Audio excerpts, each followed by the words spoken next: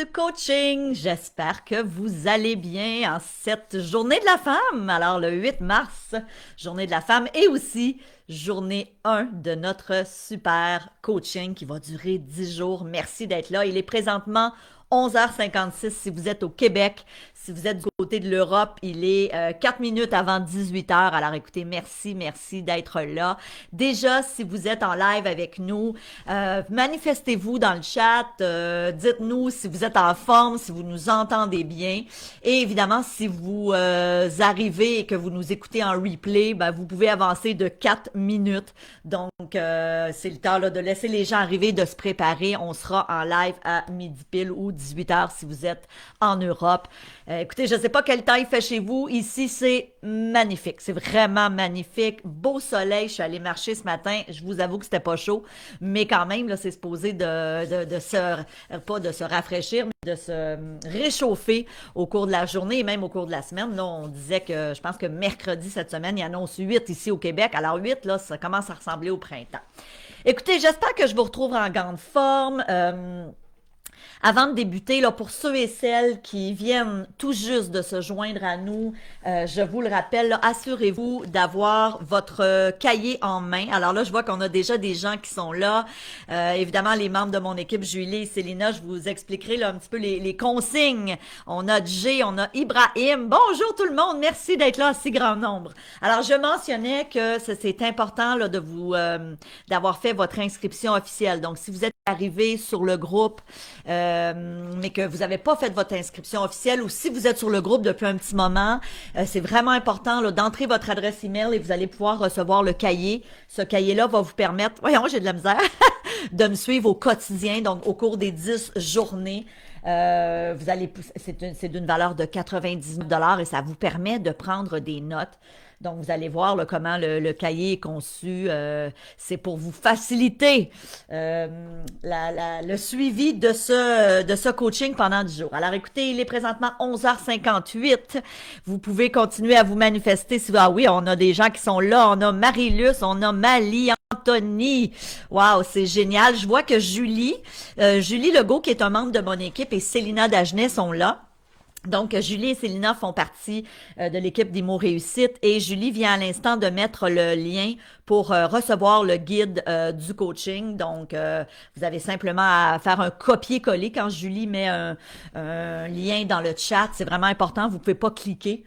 Il me semble que c'est le même principe, là, donc vous devez faire un copier-coller. Vous allez pouvoir aller ensuite le coller dans votre furteur Internet et imprimer le document ou à la limite le mettre sur votre bureau d'écran. Sur votre bureau d'écran, ça se dit-tu ça?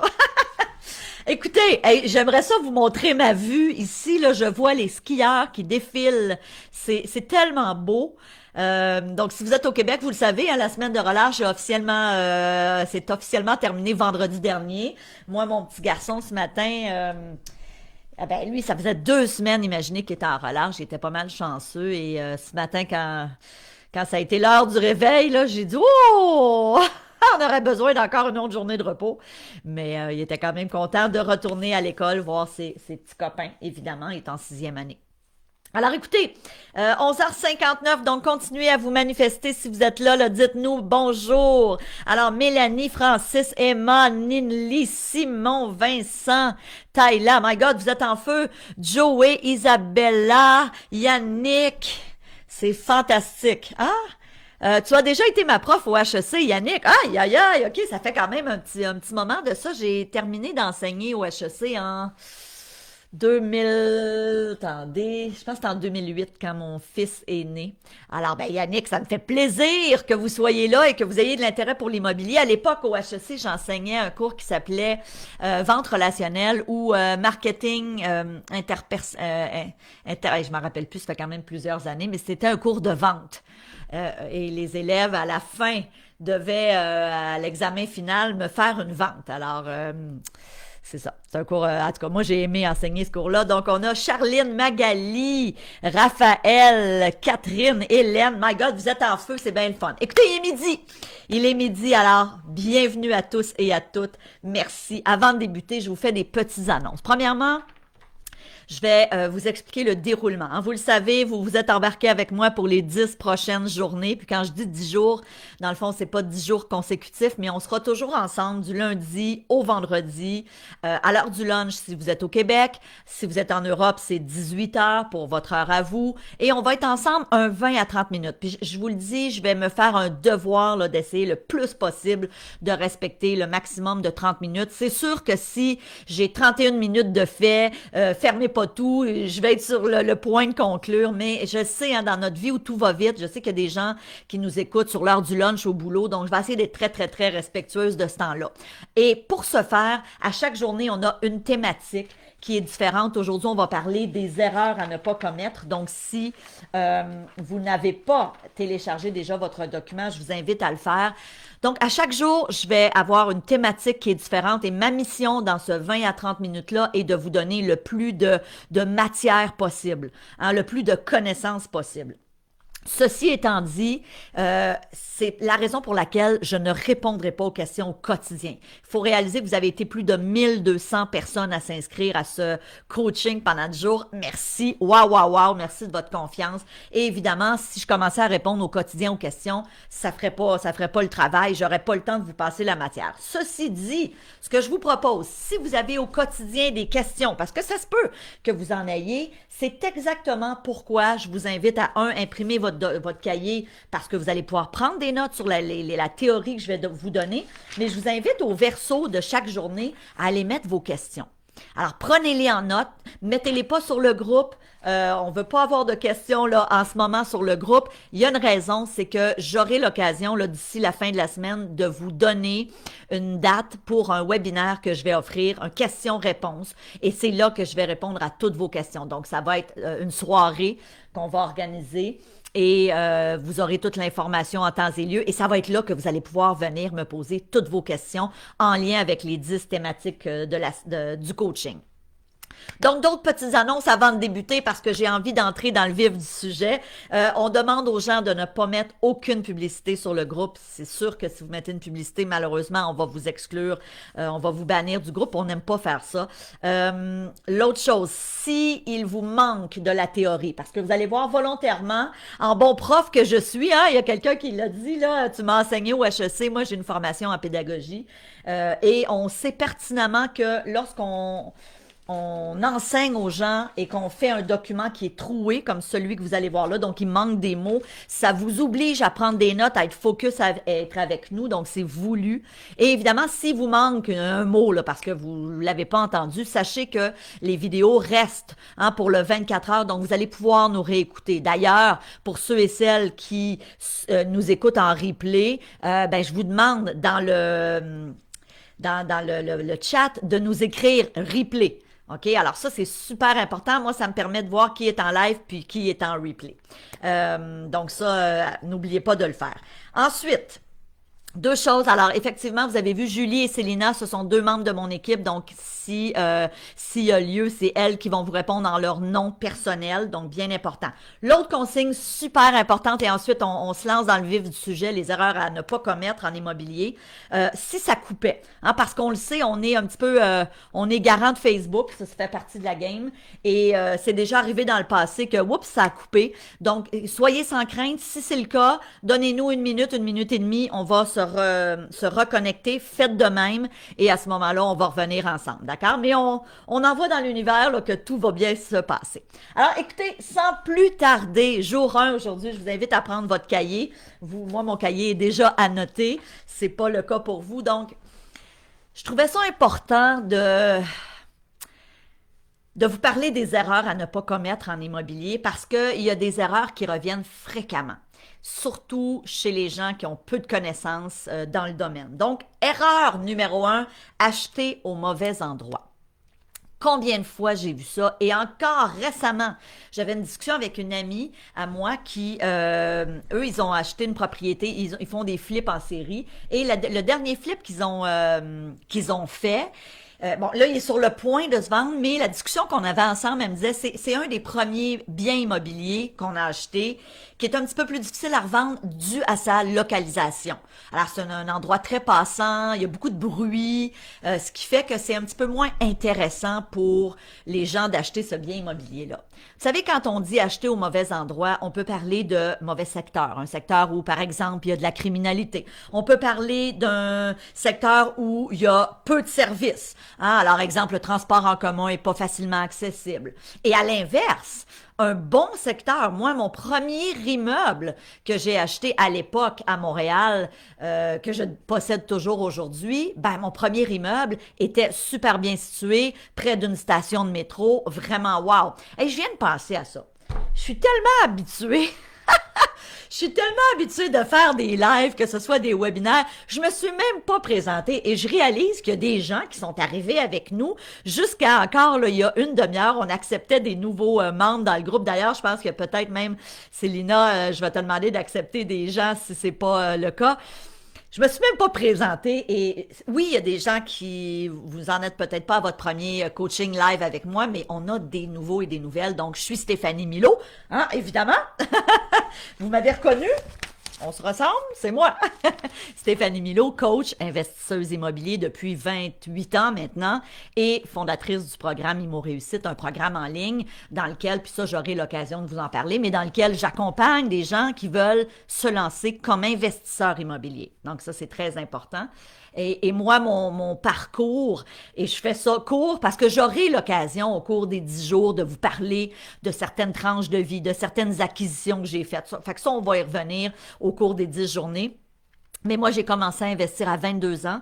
J'étais à cette époque-là étudiante au HEC. Donc, avant d'y enseigner, j'ai étudié au HEC. Moi, j'ai fait mon bac en marketing. Et il y avait un enseignant qui avait dit, si vous voulez être indépendant financièrement, investissez en immobilier. Et moi, c'était pas tombé dans l'oreille d'une sourde et j'ai investi pas longtemps après, du haut de mes 22 ans, avec pas d'expérience, avec pas de connaissances, avec à peu près pas d'argent, avec personne dans ma famille ou autour de moi qui est investisseur immobilier. Puis ça, je trouve ça important de le dire parce que souvent, il y a des gens qui ont moi j'appelle ça le syndrome de l'imposteur, qui disent, ben, je connais personne, pourquoi je pourrais investir en immobilier, il n'y en a pas dans ma famille. Écoutez, moi, mon père, quand je lui ai dit à l'époque que je voulais m'acheter 3 appartements, un triplex, il m'avait dit, es-tu folle, es-tu tombée sur la tête? Textuellement, il m'avait dit, es-tu tombée sur la tête, Stéphanie? Pour lui, c'est un projet très hasardeux. Il projetait ses propres peurs sur moi. Ça aussi, on aura l'occasion d'y revenir sur des fois l'entourage autour de nous qui veulent être bienveillants. Là, on se dit les vraies choses. C'est pas parce qu'ils vous aiment pas qu'ils veulent vous dissuader. La semaine dernière encore, je répondais à un de mes membres du programme Immo Réussite, donc quelqu'un qui a joint la formation.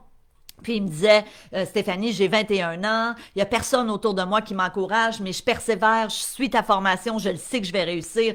Et mon premier réflexe a été de lui dire, regarde, continue à te former, fais tes devoirs, fais ce qu'il faut, et moi, je crois en toi. OK? Même si je le connais pas personnellement, mais en même temps, je le sais, je suis passée par là. Moi, mon propre père, que j'aime plus que tout, puis qui m'aimait plus que tout, mais même lui, hein, me voyait pas investir en immobilier parce que lui, il me projetait ses propres peurs sur lui. Fait qu'on aura l'occasion d'y revenir. Alors voilà, Stéphanie Milot. Donc aujourd'hui, je suis propriétaire d'un parc immobilier de 98 appartements d'une valeur de plus de 10 millions de dollars. Donc, et puis je vous dis ça là, vraiment pas pour être un but de moi-même, c'est pas ça du tout. C'est juste pour vous dire, ça se peut de partir de zéro, avec à l'époque pas vraiment de connaissances. Je suis allée me former par contre par la suite, et ça a été, on aura l'occasion d'y revenir aussi, mais ça a été vraiment l'élément qui m'a propulsé à grossir mon parc immobilier. Mais c'est possible de partir de zéro et d'investir en immobilier et de se ramasser un beau parc immobilier. Donc, évidemment, quel que soit votre objectif, hein, peut-être que vous êtes avec moi aujourd'hui et que vous dites, moi, Stéphanie, 2021, c'est mon année, je veux investir, je veux acheter ma première maison. On le sait, hein, avec la pandémie, on l'a vu, je ne sais pas si vous avez suivi un petit peu ce qui se passe au niveau de l'immobilier dans les médias. On disait que beaucoup de jeunes, la semaine dernière, il y a eu un article sur le sujet, beaucoup de jeunes entre 25 et 35 ans ont décidé en 2020 de devenir propriétaires et ça va continuer. Alors, le marché immobilier, On aura aussi l'occasion d'en parler au cours des jours. En ce moment, le marché immobilier, principalement ici au Québec, est vraiment en ébullition, est en effervescence. Ceci dit, il y a encore des opportunités et ça aussi, c'est une thématique. Laissez-moi vous dire là, à quelle journée on va parler des aubaines. Au jour 8. Donc, la semaine prochaine, le jour 8, ça va être comment trouver des bons deals. Est-ce que ça existe encore en mars 2021, des bons deals? Est-ce qu'on peut encore en trouver? La réponse, c'est oui. Rendez-vous au jour 8 pour parler de ça. Donc, je continue avec les erreurs à ne pas commettre. Et désolé, je ne m'étais pas présentée. Maintenant, on se connaît. Maintenant, on est intime. Donc, évidemment, acheter au mauvais endroit, c'est l'erreur numéro 1. Et moi, ce que je dis toujours à mes membres, fixe-toi l'objectif pour ton premier achat, du moins d'investir à l'intérieur de rayons de 30 minutes de ta propriété ou de là où tu résides. Ou à tout le moins, investis dans un coin que tu connais. Je vous donne un exemple. Mes premiers achats, moi, ça a été à Laval. Donc, Laval est à côté de Montréal. Si vous êtes des gens de l'Europe, vous connaissez sûrement Montréal. C'est la ville juste à côté. J'ai investi là. J'ai le gros de mon parc immobilier à Laval. Pourquoi? Parce que j'y ai passé 45 ans de ma vie. Donc, c'est un endroit que je connais bien. Un jour, le marché immobilier avait pris beaucoup de valeur à Laval et je me suis tournée parce que les immeubles étaient très chers et je me suis tournée vers Trois-Rivières. Bien évidemment, Trois-Rivières, pourquoi avoir investi là? C'est ma ville natale. Donc, et j'avais de la famille encore là-bas. Alors pour moi, c'était quand même assez naturel de dire, OK, je vais regarder à investir dans ce coin-là. Et on a acheté à l'époque 2 immeubles, donc un 12 appartements et un 16 appartements en Mauricie. Un des 2, je le possède toujours aujourd'hui. Bref, assurez-vous d'investir, et ça, c'est très important de le prendre en note. Devenez un expert de votre secteur. Assurez-vous d'investir dans un secteur soit que vous connaissez très bien ou que vous vous engagez à connaître. Alors, vous allez faire vos devoirs, vous allez faire vos recherches. Un bon secteur avec peu de criminalité, voire pas de criminalité, je veux dire, ça existe. Mais encore une fois, dans une même ville, il peut y avoir des quartiers super sécuritaires et 3 minutes plus loin en voiture, on dit j'investirais pas là. Et on a plein d'exemples, que ce soit à Montréal, que ce soit à Québec, que ce soit même à Trois-Rivières. Il y a des super bons secteurs. Moi, j'ai investi à Trois-Rivières-Ouest et il y a des endroits à Trois-Rivières où j'aurais pas nécessairement investi parce que je juge que c'est des secteurs moins intéressants. Quand on dit moins intéressant, c'est pour la location. Pour la clientèle aussi que ça va attirer. Tout ça, c'est super important. Donc, c'est vraiment important là, de dire, OK, je veux acheter dans un bon secteur. Erreur numéro 2, payer trop cher. Et le mot qui va vous manquer, c'est omettre de faire le calcul de rentabilité. C'est le mot qui vous manque ici. Là. Moi, je l'ai mis en bleu. Là. C'est le calcul de rentabilité.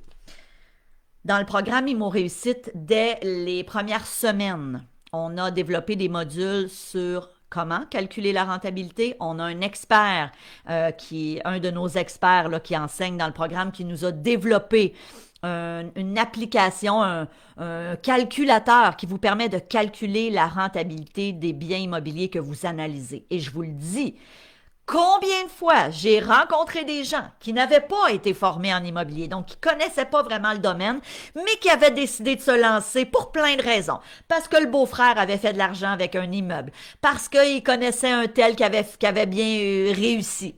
Et eux se sont lancés sans connaissance, sans expérience, simplement basés sur le succès de quelqu'un qui connaissait, mais ils se sont trompés, ils ont payé trop cher. Et surtout actuellement, dans le marché actuel, j'ai envie de vous dire, félicitations d'être avec moi aujourd'hui. Félicitations d'avoir décidé de suivre ce coaching. Pourquoi? Parce que vous allez venir chercher des connaissances. Et dans le marché actuel, en ce moment en immobilier, où on a l'impression là, que beaucoup de propriétés sont hors de prix, on voit de la surenchère, pas tout le temps, mais on en voit. On voit des offres multiples parfois. Donc, dans un marché comme celui-là, il faut avoir des connaissances avant de se lancer. Ça ne veut pas dire qu'il ne faut pas se lancer.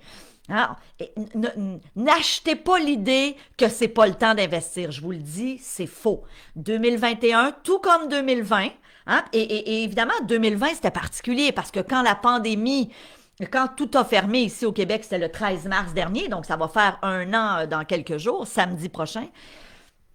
On savait pas ce qui allait advenir de l'immobilier. Même moi, comme investisseuse immobilier, je peux vous dire que j'ai eu quelques nuits blanches au début, à savoir, mon Dieu, est-ce que le marché va complètement crasher, excusez l'anglicisme, est-ce que mes locataires vont être en mesure d'honorer leur loyer, hein, c'est légitime. Faut pas penser, là, parce que j'ai un parc immobilier de cette ampleur-là, que c'est nécessairement libre d'hypothèque. Non, j'ai utilisé des stratégies de refinancement au fil des années, donc veux pas, moi aussi, j'ai des hypothèques à payer, et comme propriétaire, je pense qu'on a tous eu ce concern, je cherche le mot français, cette préoccupation de dire, OK, est-ce que mes gens vont être en mesure de me payer parce que si j'ai pas mes loyers, comment puis-je honorer mon hypothèque? OK? Donc, c'était normal. Mais là, un an plus tard, avec les vaccins qui sont là, on a vraiment, là, il y a une lueur au bout du tunnel. On voit, là, il y a de l'espoir hein, dans les mois à venir.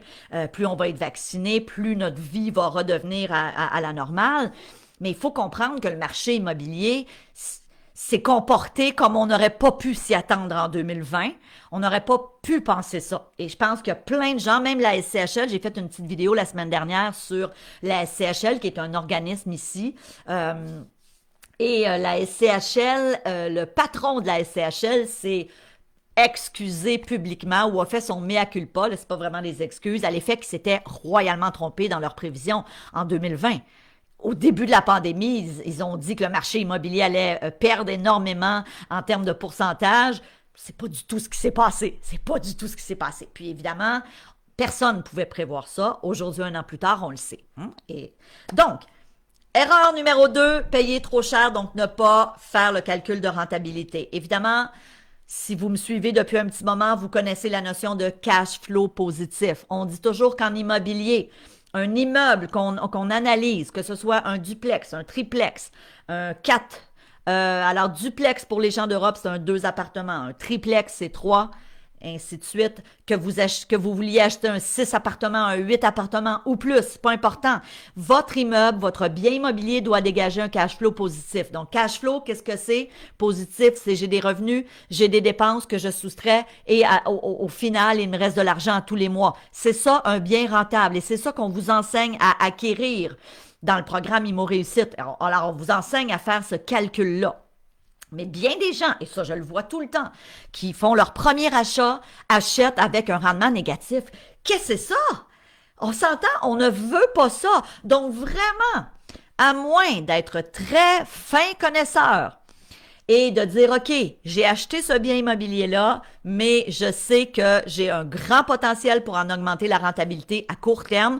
OK, ça, c'est une autre discussion, mais souvent, ce sont des investisseurs un petit peu plus expérimentés. J'aurai l'occasion de vous raconter au cours des 10 jours une anecdote sur un des immeubles que j'ai acheté il y a plusieurs années qui, justement, s'est avéré à être ce type de bien-là, qui, sur le coup, il était rentable, correct. Il était, tu sais, je veux dire, les chiffres fonctionnaient dans le sens que c'était un gros immeuble, c'était un 16 appartements.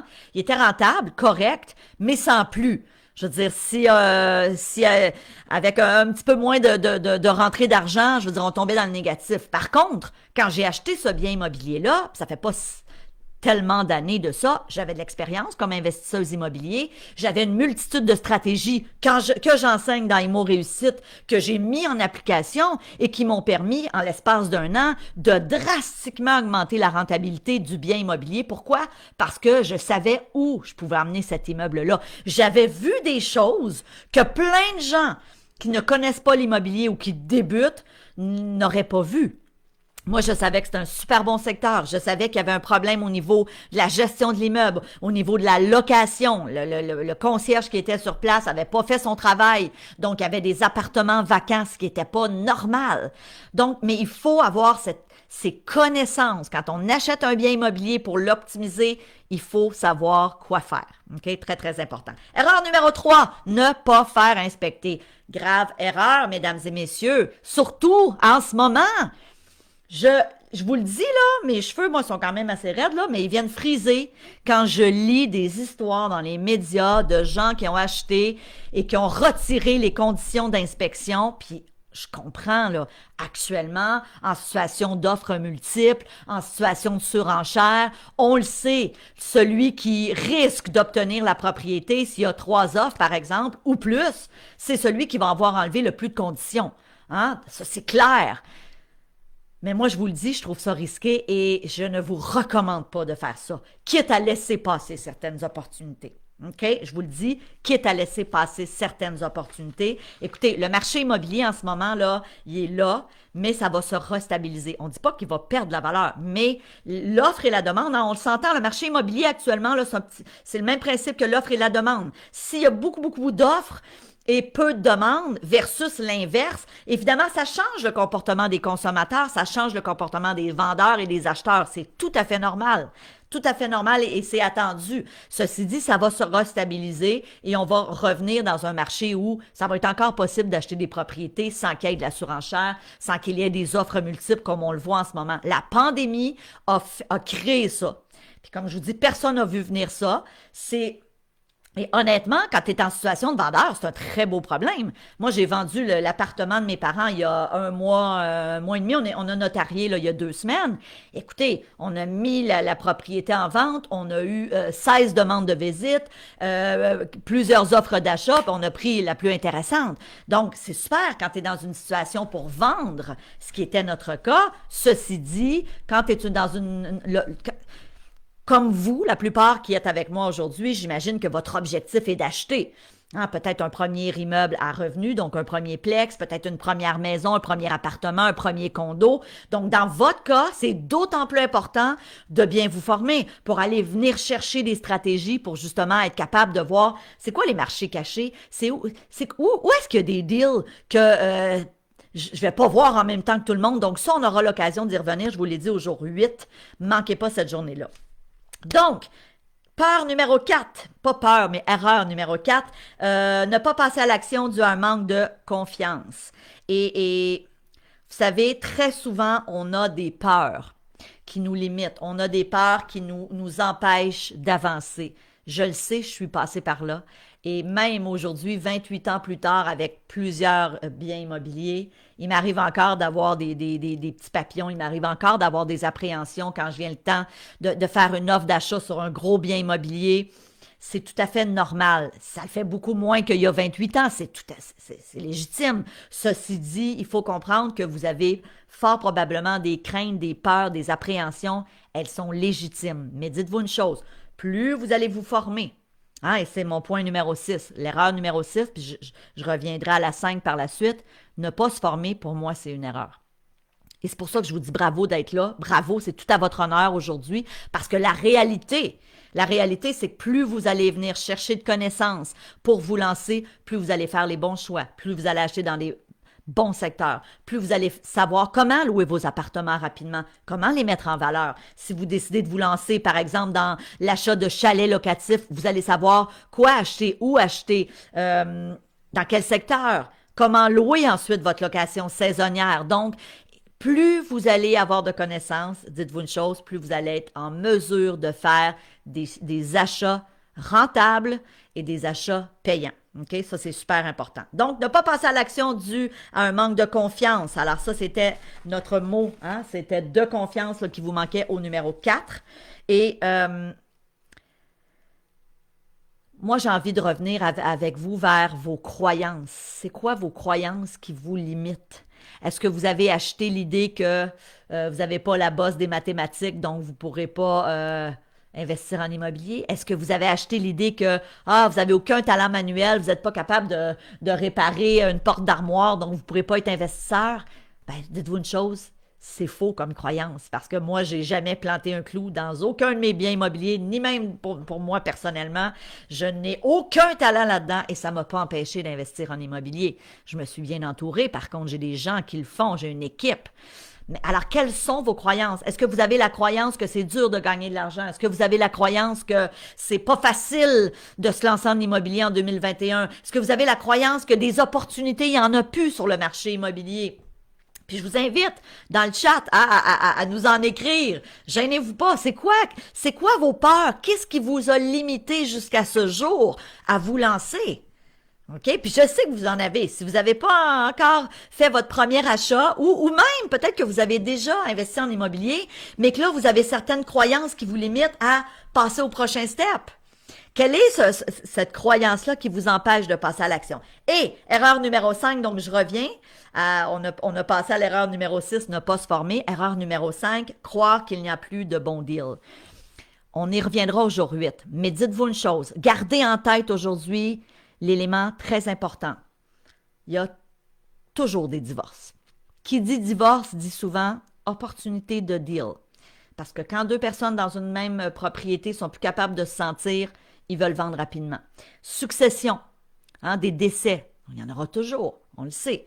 Maladie, transfert au niveau professionnel. J'avais une discussion la semaine dernière, encore une fois, avec une membre du programme Imo Réussite qui me disait, Stéphanie, on a une maison dans le coin de Québec, on s'en va dans le bout de Sherbrooke, c'est un transfert professionnel, on veut avoir ton avis à savoir qu'est-ce qu'on peut faire. Donc, il y en a des situations comme ça. Et souvent, on va le voir au jour 8, il va y avoir de plus en plus avec cette pandémie, ce que ça aura fait, c'est que oui, le marché ébullition, le marché immobilier est en ébullition, mais en même temps, ce que ça va avoir fait, c'est que ça va avoir fragilisé certains ménages, donc certaines familles qui vont malheureusement peut-être être obligés de redonner les clés à la banque, à leur banquier, donc des reprises de finances, des avis de 60 jours. Alors dites-vous une chose, s'il vous plaît, soyez patient jusqu'au jour 8 où on va parler des opportunités puis comment les trouver. Mais dites-vous une chose, ouvrez vos œillères aujourd'hui, lundi 8 mars, en disant, OK, oui, des deals, il y en avait, il y en a encore et il y en aura toujours.